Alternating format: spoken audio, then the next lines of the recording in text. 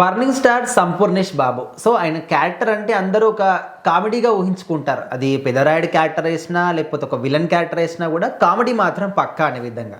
So ఇప్పుడు నాని గారి Paradise సినిమాలో కూడా అదే విధంగా లుక్స్ చూస్తే మాత్రం ఒక విలన్ లాగా కనిపిస్తుంది, కానీ ఫుల్ లెంత్ ఆఫ్ కామెడీ ఉండబోతుందని చెప్పేసి ఒక అప్డేట్ అయితే ఇచ్చారు.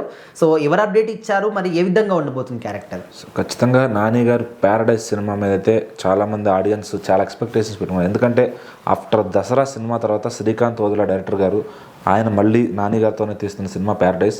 సో మరి ఆయన క్యాపబిలిటీ ఏంటి, ఆయన డైరెక్షన్ ఎట్లా చేస్తారనేది దసరాతో శాంపిల్ చూపించారు.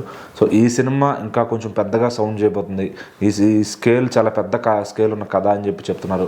సో మరి ఈ సినిమాలో ఇప్పటికే ఒక గ్లిమ్స్ అయితే వచ్చింది, ఒక కాకుల కథ అని చెప్పి ఒక డైలాగ్తోనైతే సినిమా గ్లిమ్స్ వచ్చిందనమాట.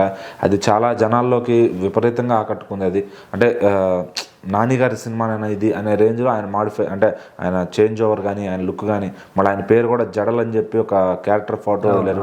సో దాని తాలూకు మేకింగ్ వీడియో వదిలేరు, జైల్ సీన్స్ తీస్తూ.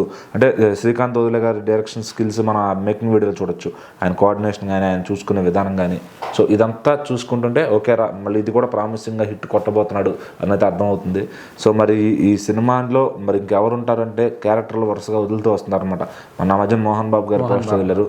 తర్వాత ఇప్పుడు సంపూర్ణేష్ బాబు గారిది ప్యారడైజ్లో బిర్యానీ అని చెప్పి ఆయన పేరు బిర్యానీ అని పెట్టారనమాట. ఆయనది హీరో పక్కన ఉండే ఫ్రెండ్ రోల్, అది కూడా కామెడీ రోల్ అంట.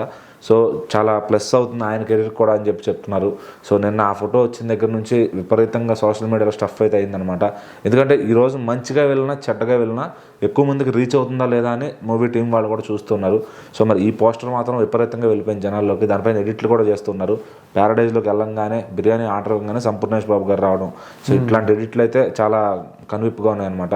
సో అట్లా మరి ఈ సినిమా తర్వాత సంపూర్ణేష్ బాబు గారిది కూడా ఆయన ఇమేజ్ కూడా పెరుగుతుంది. ఎందుకంటే ఒక స్టార్ హీరోలతో చేసినప్పుడు దానికి చాలామంది వ్యూవర్స్ ఉంటారు. సో సంపూర్ణేష్ బాబు గారు విడిగా చేస్తే ఆయన కామెడీ సినిమాలు ఏవో ప్యారడైలు చేస్తుంటారు.